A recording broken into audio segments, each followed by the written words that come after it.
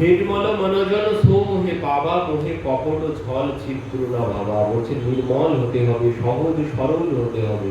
তো একজন সহজ সরল ভক্তের কথা শ্রবণ করুন।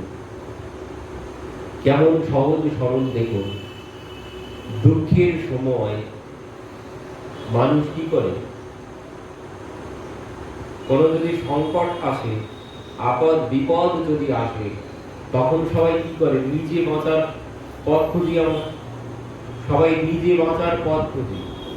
কিন্তু একজন ভক্ত দেখুন, সেই মহারাষ্ট্রের ভক্ত, নাম হচ্ছে, ওনার নাম ছিল দামাজি পন্থ, ওনার নাম। তো এই দামাজি পন্থ ছিলেন রাজার ওই কোষাগারের মালিক, রাজ কোষাগারের মালিক, মানে রাজ কোষাগারের সমস্ত ভার এনার উপরে। তো এক সময় কি হয়েছিল, দেশে ওই আকাল এসেছিল, মহামারী। মানে কি মহামারী? মানে ওই দুর্ভিক্ষ। দুর্ভিক্ষ মানে মানুষ সব না খেতে পেয়ে মারা যাচ্ছে। এখন ইনি প্রত্যেক দিন সকালে ঘুম থেকে উঠে আর দেখে বাড়ির সম্মুখ দিয়ে রাস্তা, বাড়ির সম্মুখে রাস্তা, আর সেই রাস্তা দিয়ে সকালবেলা প্রত্যেক দিন 4 জন 5 জন করে শব্দ যাচ্ছে। এই দেখে এনার বড় কষ্ট হয়েছে। তিনি আর সহ্য করতে পারছেন না, প্রতিদিন 4-5 জন করে মারা যাচ্ছে গ্রামে না খেতে পেয়ে। তাদের কাছে গিয়ে জিজ্ঞাসা করছেন ইনি কিভাবে মারা গেছে। তো বলছেন অনাহারে মারা গেছে, কিছু খেতে না পেয়ে মারা গেছে। হায় হায়, না খেতে পেয়ে মারা যাচ্ছে মানুষ। তখন তিনি কি করেছেন, নিজের ঘরে যা ছিল সবাইকে দান করতে শুরু করেছেন। যার কোনো কিছু নেই তাকে সব দান করতে শুরু করেছেন। এবার ওই যা খাবার সামগ্রী ছিল সব দান করা হয়ে গেছে। তার পরবর্তীতে কি হলো, বলছেন আর তো দান করার মতো কিছু নেই। তখন কি করেছেন, ঘরে যত ওই পত্নীর যত গয়নাগাটি ছিল সব বিক্রি করে করে চাল ডাল তরি তরকারি কিনে কিনে সবার বাড়িতে বাড়িতে গিয়ে, যার বাড়িতে কোনো ভোজন নেই তাকে গিয়ে দান করছেন। এমন ব্যক্তি, এমন দুর্ভিক্ষের সময় সবাই কি ভাববে, যে সবাই না খেতে পেয়ে মারা যাচ্ছে, আমি যেন, আমার যেন খাবারে কোনো অভাব না হয়, আমি আরো বেশি করে জমা করব, আমি আরো বেশি করে জমা করব। কিন্তু ইনি কি করছেন, ইনি সব গ্রামে গ্রামে গিয়ে এনার যা আছে ইনি সর্বস্ব সব দান করে দিয়েছেন। তবুও দেখছেন যে কত আর তা একজন ব্যক্তির কাছে কত কিছু থাকতে পারে। তো তিনি সব দান করে দিয়েছেন, তবুও দেখছেন যে মানুষ অনাহারে মারা যাচ্ছে। তখন তিনি বড় চিন্তায় পড়েছেন। মহারাজের কাজে আর তিনি যাচ্ছেন না, বাড়িতে বসে বসে চিন্তা করছেন এখন কি করি, কিভাবে মানুষকে রক্ষা করি। তো ইনি একদিন চিন্তা করতে করতে পত্নীকে বলছেন, দেখো আমি পথ একটু পেয়েছি। সমস্ত মানুষকে বাঁচাতে গেলে পথ একটি আছে, তবে সেই পথে যদি আমি সাহায্য করতে যাই আমি নাও বাঁচতে পারি। তো কি পথ? পত্নীকে সব বলেছেন। পত্নী শুনে তো প্রথমে ঘাবড়ে গেছেন, কিন্তু পরবর্তীতে মানুষের দুঃখ, হাহাকার, যন্ত্রণা, চিৎকার, মানুষের এই দুঃখ দেখে পত্নী বলছেন, ঠিক আছে তোমার যা ভালো লাগে তুমি তাই করো, আমার জন্য তোমার কোনো চিন্তা করতে হবে না। তো এবার ইনি কি করেছেন, ওই রাজার রাজকোষের মালিক ইনি কি করেছেন, চুরি করে রাত্রিতে গিয়ে রাজার রাজকোষ ভুলে সমস্ত গ্রামবাসীকে সব দান করে দিয়েছে। রাজার রাজকোষে যা ধন সম্পদ ছিল, চাল ডাল যা কিছু ছিল সব তিনি দান করেছেন। গ্রামবাসীর আর কোনো অভাব কারও নেই। রাজার রাজকোষে এত ধন সম্পদ ছিল, সব তিনি দান করে দিয়েছেন। এবার কয়েকদিন পর মহারাজ যখন জানতে পেরেছেন যে রাজকোষ পুরো ফাঁকা, পুরো খালি হয়ে গেছে, আর কোনো কিছু নেই, করেছে যে ধরে নিয়ে এসো, কোষাগারের যে মালিক দামাজিকে ধরে নিয়ে এসো। দামাজিকে ধরে আনা হয়েছে, দামাজিকে জিজ্ঞাসা করা হয়েছে কি ব্যাপার। রাজকোষ খালি কি করে হলো? রাজকোষের চাবি সব তোমার কাছে, তুমি ছাড়া আর তো কেউ যাবে না, আর তো কেউ কোনো কিছু করতে পারবে না, সব তোমার উপরে দায়িত্ব, রাজকোষ খালি কি করে হলো?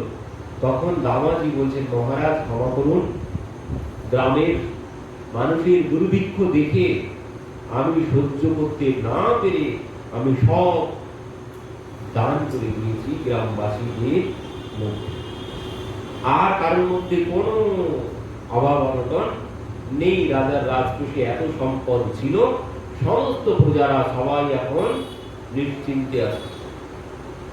এই কথা শ্রবণ করে মহারাজ বলছেন, তোমার এত বড় সাহস, তুমি রাজকোষ থেকে সমস্ত সামগ্রী দান করে দিয়েছো আমাকে না জানিয়ে, যাও একে বন্দী করো।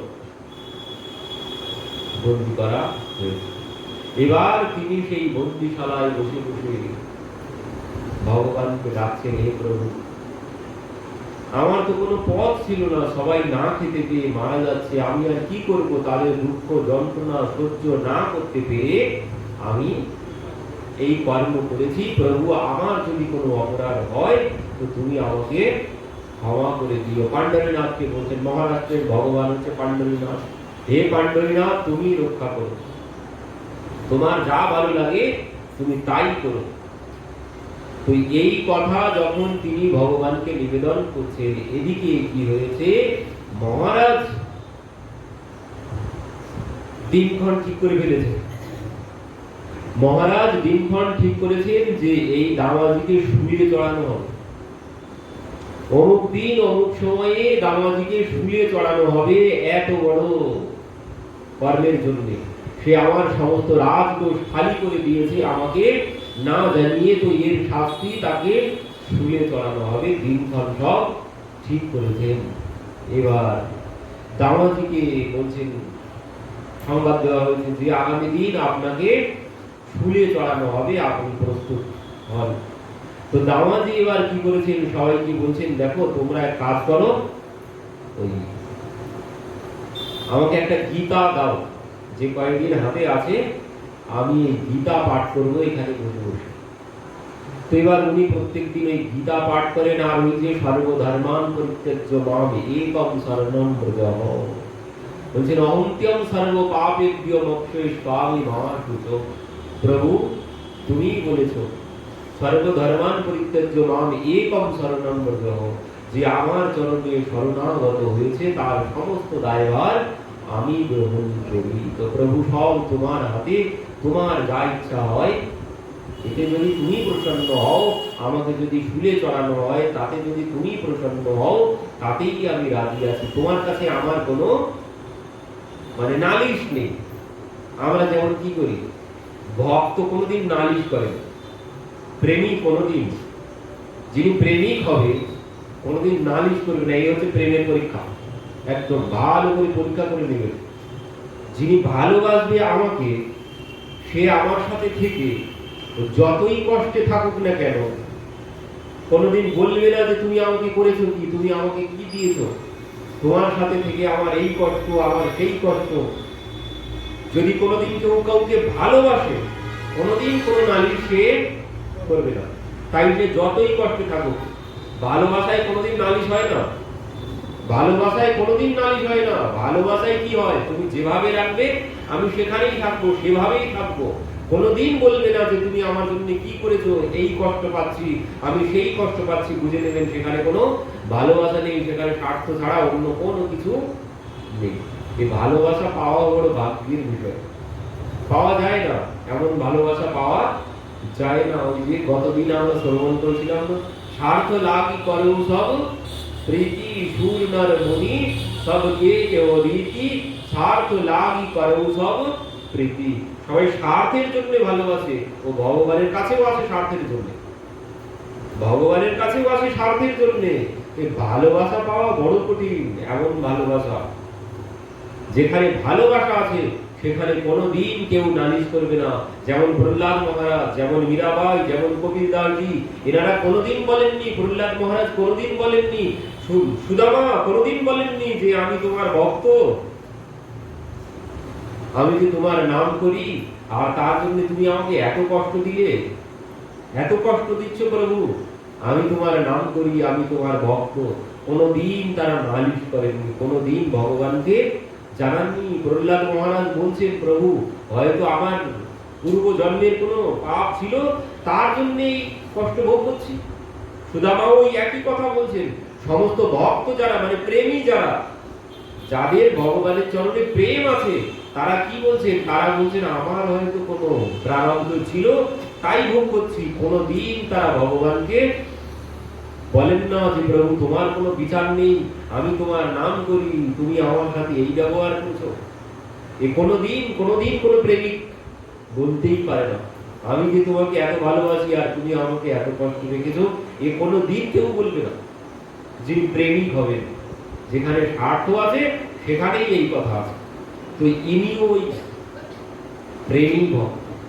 আর এই জন্য কোনোদিন প্রভুকে বলেন না যে প্রভু যে আমি এই কর্ম করেছি তো তোমার, আমি তো নিজের জন্য কোনো কিছু করিনি। তো ইনি বলছেন প্রভু আমার কোনো নালিশ তোমার প্রতি নেই, যাতে তুমি খুশি হও আমার তাই হোক। তো এবার কি হয়েছে?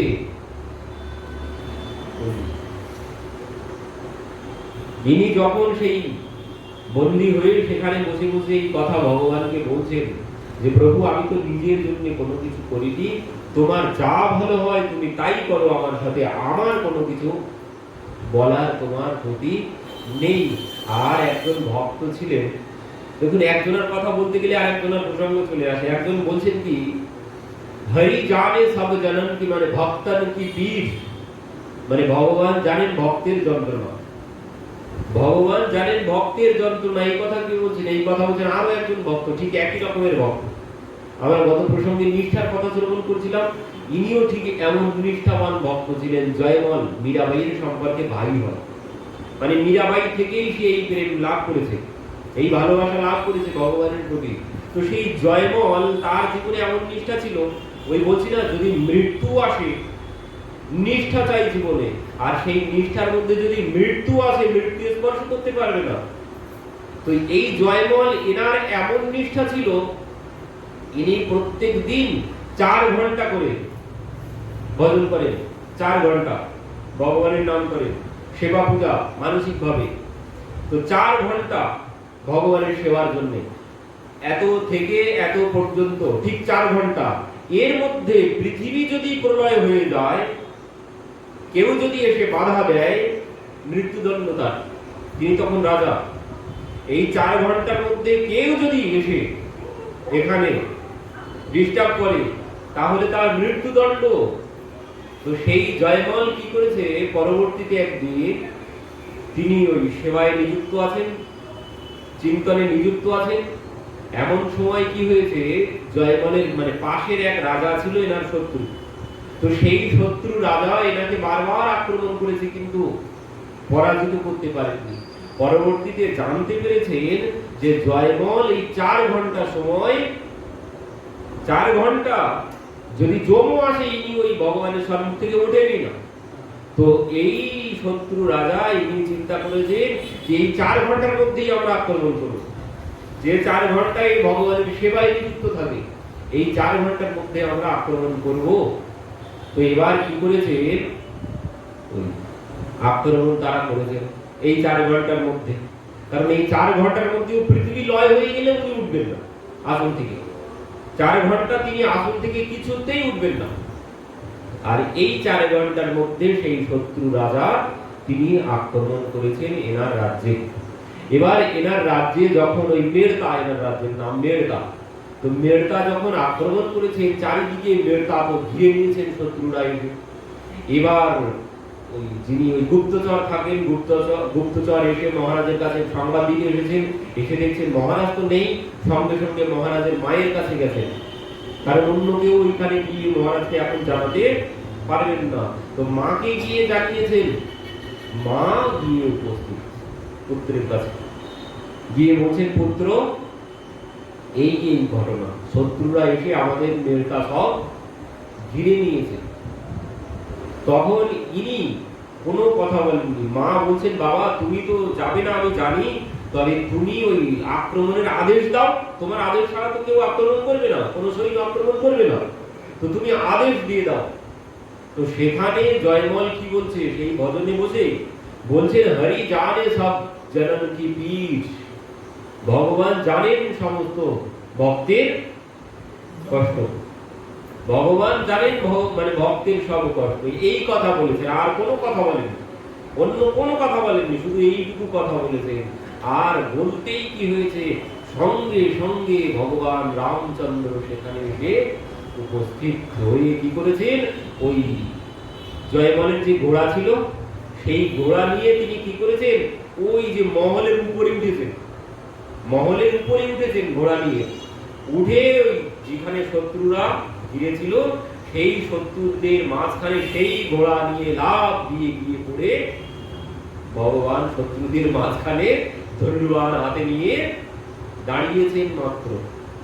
আর যেই দাঁড়িয়েছেন কি হয়েছে, ভগবানকে দর্শন করে সমস্ত সৈন্য সব সেখানে অচৈতন্য হয়ে গেছে।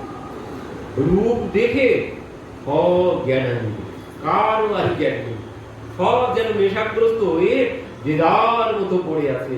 এবার কি হয়েছে, 4 ঘন্টা পর জয়মল সঙ্গে সঙ্গে আদেশ দিলেন, যাও আমার ঘোড়া নিয়ে এসো।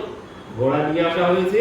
ঘোড়া যখন নিয়ে আসা হয়েছে, জয়মল ঘোড়াতে উঠতে যাবেন, এমন সময় দেখছেন ঘোড়া হাঁপাচ্ছে। ঘোড়া হাঁপাবে কেন এখন, এতক্ষণ তো বাঁধা ছিল। সঙ্গে সঙ্গে পায়ের দিকে খুরের দিকে তাকিয়েছেন, তাকিয়ে দেখছেন কাদা মাটি লেগে আছে।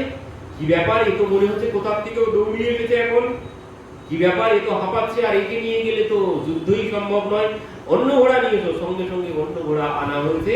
এবার সেই ঘোড়ায় করে ইনি গিয়েছেন যুদ্ধক্ষেত্রে, গিয়ে দেখছেন কি সব সৈন্যরা সব পড়ে আছে, সব সেখানে পড়ে আছে, আক্রমণ তো দূরের কথা, সব সেখানে অচৈতন্য হয়ে সব পড়ে আছে, যেন সব ঘুমিয়ে আছে, কার মধ্যে কোনো বাহ্য জ্ঞান নেই। তো তিনি গিয়ে ডাকতে শুরু করেছেন, কেউ ওঠে না। তাদের মধ্যে যিনি মানে প্রধান ছিলেন, তাকে গিয়ে ডাকছেন, কি ব্যাপার, আপনারা আক্রমণ না করে এইভাবে ঘুমিয়ে কেন আছেন এখানে, ঘুমিয়ে কেন আছেন এখানে? তখন সেই রাজা বলছেন, মহারাজ, আপনার যে সেনাপতিকে আপনি যুদ্ধ করতে পাঠিয়েছিলেন, একবার কৃপা করে তাকে আমার সম্মুখে নিয়ে আসুন, একবার 2 নয়ন ভরে তাকে দর্শন করব। আপনার সাথে আক্রমণ করার মতো কোনো বাসনা আমার নেই, আপনি সব নিয়ে নেন, আমার রাজ্য আপনি নিয়ে নেন, একবার আপনি আপনার সেনাপতিকে সামনে নিয়ে আসুন, যাকে পাঠিয়েছিলেন আপনি যুদ্ধ করার জন্য। তিনি বলছেন যে কি, আমি তো কাউকে পাঠাইনি। এই হচ্ছে সমর্পিত, এই হচ্ছে নিষ্ঠা, এই হচ্ছে সমর্পণের প্রমাণ। আর এই তো বেশি দিন আগের কথা নয়, এই যুগের কথা, এই কলিযুগের কথা, মীরাবাইয়ের পরের কথা এই কথা। তো আমরা যেখানে ছিলাম দামাজি পন্থ, তো তিনি তো ওদিকে বসে বসে, হে প্রভু, তোমার যা ইচ্ছা, তোমার যা ভালো লাগে তুমি তাই করো। এদিকে ভগবান ওই যে হরি জানে সব জনন কি পীর, তিনি সব ভক্তের দুঃখ জানেন। তো এবার ভগবান আর থাকতে পারলেন না। ভগবান কি করেছেন, পাণ্ডরীনাথ ওই 14-15 বছরের এক বালকের রূপ ধারণ করেছেন। অতি সুন্দর রূপ ধারণ করে ছমছম করতে করতে সেই মহারাজের রাজসভায় এসে উপস্থিত। এবার চারিদিকে পাহারাদার যারা যারা ছিল তারা জিজ্ঞাসা করছে, এই কে তুমি, কোথায় যাচ্ছ? কিন্তু ওই বলাই সার একবার মুখের দিকে তাকিয়েছে, তো সব দেখেই সব অচৈতন্য হয়ে গেছে, কেউ আর কোনো কথা বলছেন না, চলে যাও। চলে গেছে। মহারাজের সম্মুখে সে যখন দাঁড়িয়েছে, মহারাজ তো ঠিকই এমন রূপ আগে কোনোদিন দর্শন করেনি। ভগবানকে যদি কেউ কোনোদিন দর্শন করে, ভগবানকে যদি কেউ দর্শন করেন, তখন কি হবে? তখন কিন্তু আর কোনো স্বাভাবিক যে ছন্দ, স্বাভাবিক ছন্দ, জীবনের স্বাভাবিক ছন্দ কিন্তু আর থাকবে না, পরিবর্তন আসবেই আসবে। স্বাভাবিক ছন্দ আর থাকবে না। সাধারণ জগতের রূপ দেখে, জগতের রূপ দেখে কি হয়, কেউ কেউ পাগল হয়ে যায় না? জগতের রূপ দেখে সে তো ওই বিন্দুর মানে ওই সিন্ধুর বিন্দু মাত্র। জগতের রূপ দেখে কেউ কেউ পাগল হয়ে যায়। বিন্দুর মানে সিন্ধুর বিন্দু দেখে পাগল হয়ে যায়, তার খাওয়া ঘুম সব বন্ধ হয়ে যায় জগতের রূপ দেখে। আর ভগবানকে দর্শন করলে কি হবে একবার চিন্তা করুন। মানে সিন্ধু তিনি, আর সেই সিন্ধুর বিন্দু জগৎ, তাই দেখে মানুষ পাগল হয়ে যাচ্ছে। আর স্বয়ং তিনি যদি কারো সম্মুখে এসে দাঁড়ান, তাই ছদ্মবেশেই হোক, তো দেখেই তো সব মুগ্ধ হয়ে গেছে। মহারাজ বলছেন, কে তুমি বলো। তখন বলছেন যে, মহারাজ আপনি আমার মালিককে বন্দী করে রেখেছেন, আমার মালিককে আপনি বন্দী করে রেখেছেন। আমার মালিক আপনার সমস্ত কোষাগার খালি করে ফেলেছে, তার জন্য আপনি আমার মালিককে বন্দী করেছেন।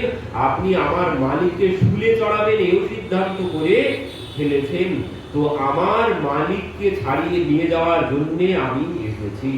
মহারাজ বলছেন, জানো তোমার মালিক কত সম্পদ আমার নষ্ট করেছে, তুমি তোমার মালিককে কি করে ছাড়িয়ে নিয়ে যাবে আমার কাছ থেকে?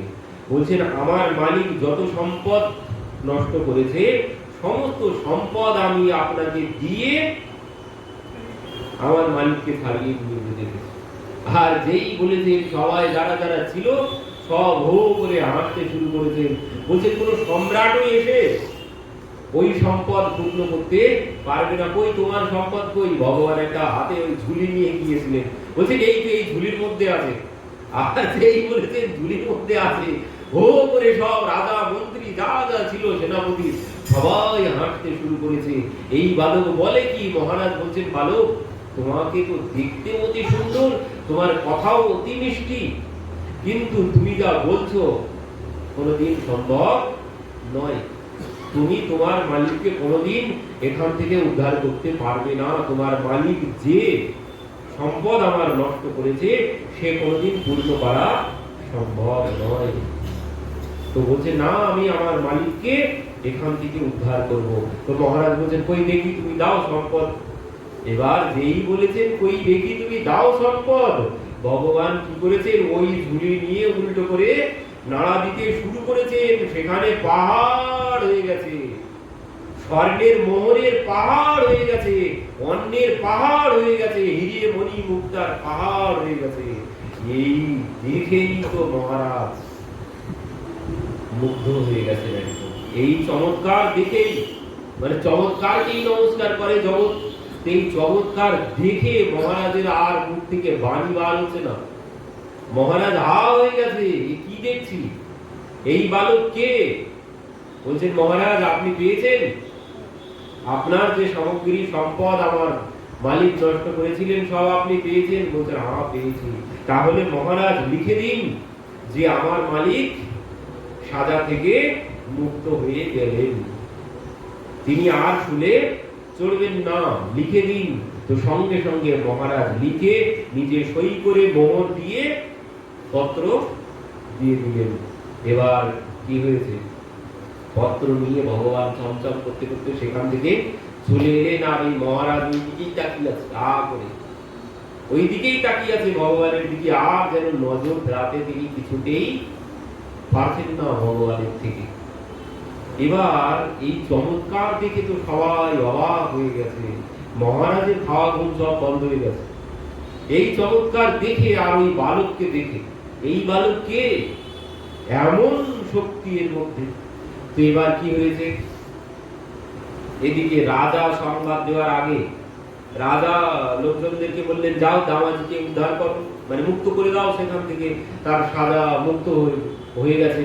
তো দামাজিকে এই রাজার লোকজন গিয়ে সংবাদ দেওয়ার আগে ওদিকে দামাজি তার যে নিষ্ঠা গীতা পাঠ করা, তিনি প্রত্যেকদিন গীতা পাঠ করেন ওদিকে বন্দিশালায় বসে বসে। এবার সেদিন কি হয়েছে, তার যখন গীতা পাঠের সময়ে তিনি গীতা পাঠ করতে বসেছেন, ওই যে ভগবান যে রাজার কাছ থেকে যে পত্র লিখে নিয়েছিলেন যে দামাজি সমস্ত শাস্তি থেকে মুক্ত হয়ে গেছে, আমার সম্পদ আমি সব বুঝে পেয়েছি, তাকে আর শুলে চড়ানো হবে না, রাজার সই সেখানে মোহর দেওয়া, সেই পত্র ইনি গীতা পাঠ করতে গিয়ে যে গীতা খুলেছেন, গীতার মধ্যে দেখতে পাচ্ছেন লেখা আছে, মহারাজের সই আছে। ইনি তো ভাবছেন কি ব্যাপার, এই গীতার মধ্যে এই পত্র কি করে এলো? আমার শাস্তি মুখো হয়ে গেছে, মহারাজ সমস্ত সম্পদ পেয়ে গেছেন, এ কি করে সম্ভব? এ কি করে সম্ভব? ইনি ভাবছেন। এমন সময় মহারাজের লোকজন এসেছেন, এসে বলছেন, দামাজি আপনার শাস্তি মুখো হয়ে গেছে, আপনি মুক্ত। কে করলো? বলছেন আপনার সেবক এসে সব দিয়ে গেছে। মহারাজের কাছে নিয়ে যাওয়া হলো। মহারাজ দামাজিকে দর্শন করে, এই না মানে ভগবান দর্শন করেছি। আর ভগবান দর্শন করে যদি ওই স্বাভাবিক ছন্দে জীবন থাকে, তাহলে বুঝবেন ও কোনোদিন ভগবান দর্শন হয়নি। ভগবান দর্শন যদি হয়, কোনোদিন আর স্বাভাবিক ছন্দ থাকবেই না জীবনে, কোনোদিন থাকবে না। জগতের রূপ দেখে মানুষ পাগল হয়ে যায়, আর সত্যি যদি কেউ কোনোদিন ভগবানকে দর্শন করেন, কোনোদিন জীবনের স্বাভাবিক ছন্দ আর থাকবে না। যদি কেউ বলে আমি ভগবান দর্শন করেছি অথচ স্বাভাবিক জীবন চলছে, তাহলে বুঝবেন ও সব ফালতু কথা, ও কোনোদিন সম্ভব নয়। ভগবান যিনি দর্শন করবেন, কোনোদিন স্বাভাবিক ছন্দ আর জীবনে থাকবেই না। সেই মহারাজ গিয়ে দামাজিকে যখন এনে দাঁড় করানো হয়েছে, মহারাজ গিয়ে দামাজির চরণে পড়েছে। মহারাজের সমস্ত অহংকার সব চলে গেছে। মহারাজ বলছেন, দামাজি কৃপা করুন। কি বলছেন? তুমি তোমার সেবককে আমাকে দিয়ে দাও, আর তার জন্য আমার রাজত্ব আমি তোমাকে দিয়ে দিচ্ছি। আজ থেকে তুমি হবে রাজা। আমার কিচ্ছু চাই না, তুমি তোমার সেবককে আমাকে দিয়ে দাও। যে সেবক সমস্ত সম্পদ দিতে এসেছিল, আমার শুধু তাকে চাই, আর কাউকে চাই না। এই ভজন সাধন নেই, তার উপরে এই ক্রিয়া হয়েছে। যার কোনোদিন ভজন সাধন নেই, অনেকে বলে, অপরাধ হবে কি জানি না, অনেকে পাঠে বলছে ভগবান দর্শন করেছি, ভগবান দর্শন করেছি, অনেকে বলতে শুনি। কিন্তু ভগবান দর্শন করে যদি পরিবর্তন জীবনে না আসে, ও কোনোদিন ভগবান যদি কেউ দর্শন করে তো পাগল হয়ে যাবে, কোনোদিন আর স্বাভাবিক থাকতেই পারবে না। যদি কেউ ভগবানকে দর্শন করে, কোনোদিন স্বাভাবিক থাকবে না সে।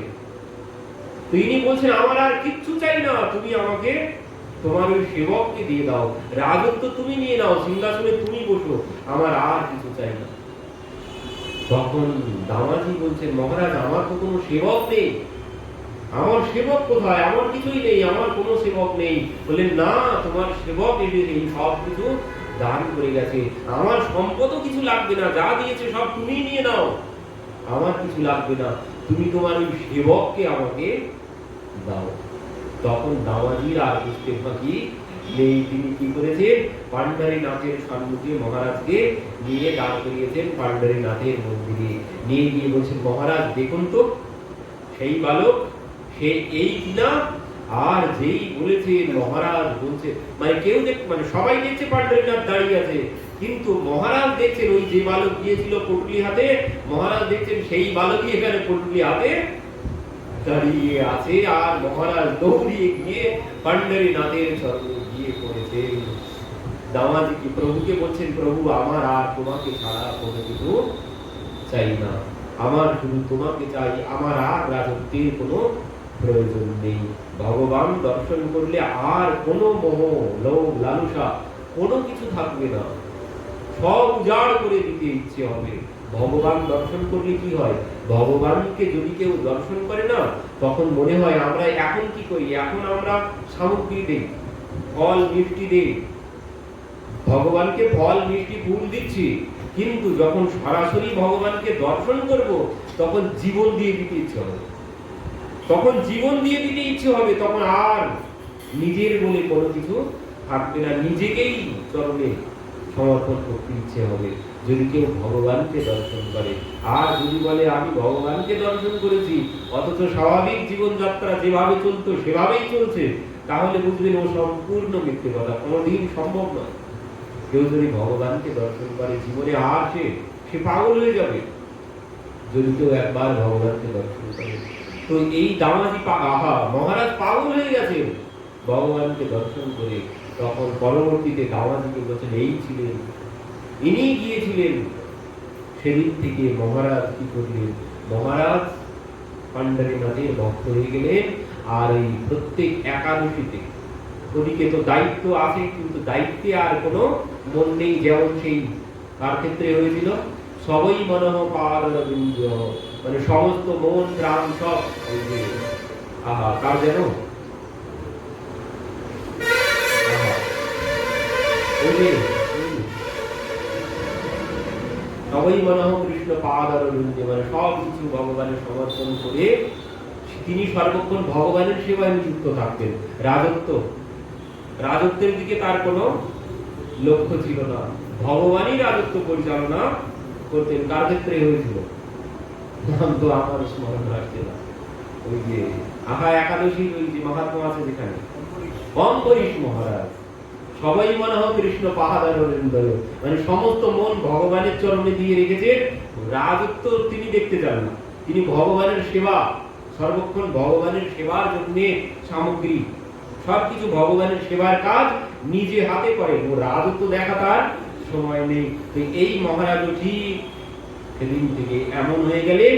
আর এই যে দামাজি আর নিজের বাড়িতে যান, ওই মন্দিরের পাশেই নিজে পিটিয়া বেঁধে সেখানেই থেকে গেলেন, ওখান থেকে আর ফিরে যাননি, সেখানেই মন্দিরের পাশেই থাকতেন পাণ্ডারীনাথের কাছে।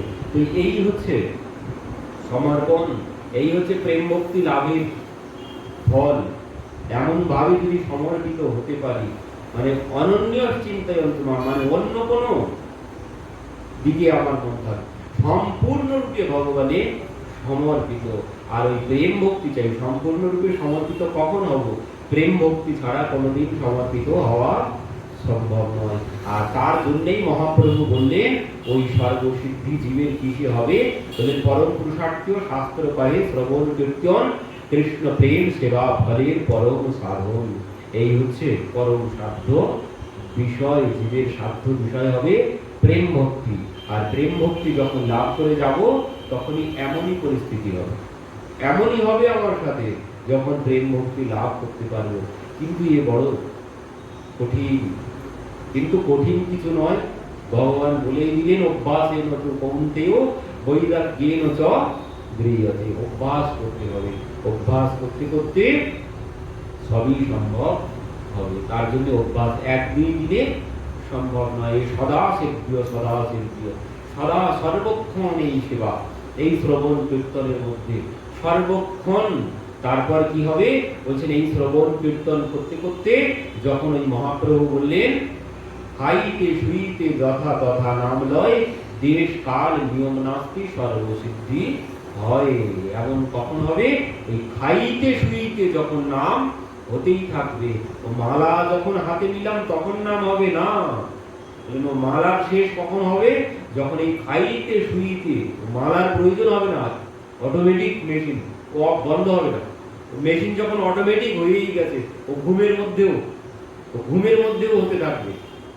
যার মন যেখানে থাকবে ঘুমের মধ্যেও সেখানেই যাবে, ঘুমের মধ্যেও মন যেখানে দিয়ে রাখবো ঘুমের মধ্যেও মনটা সেখানে যাবে, সেই যত্নের মধ্যেই থাকবে। এই জন্য বললেন এই নাম করতে করতে এমন একদিন সময় আসবে, যদি প্রকৃত নিষ্ঠা থাকে, দেখবে ঘুমের মধ্যেও তুমি নাম করছো। এমন এমন মহাত্মা আজও আছে। এই খাইতে শুইতে যথা তথা, যেখানে সেখানে, খেতে শুতে, শুধু মালায় বসলে নাম হবে, আর অন্য সময় হবে না, ও নয়। খাইতে শুইতে যথা তথা, এই সর্বত্র যখন এই নাম হতে থাকবে, খেতে শুতে উঠতে বসতে ঘুমাতে সর্বক্ষণ যখন হবে, তখনই এমন হবে, তখনই এমন হবে আমার সাথে, তার আগে নয়। তখনই এমন হবে, ভগবান আমার জন্যও এমন করবে, যখন এমন ভাব আমার মধ্যে আসবে, নাম আমার থেকে কিছুতেই বন্ধ হবে, নামের মধ্যে ডুবে যেতে হবে। তাহলেই বুঝবেন যে প্রেম ভক্তি এসেছে, নিষ্ঠা এসেছে।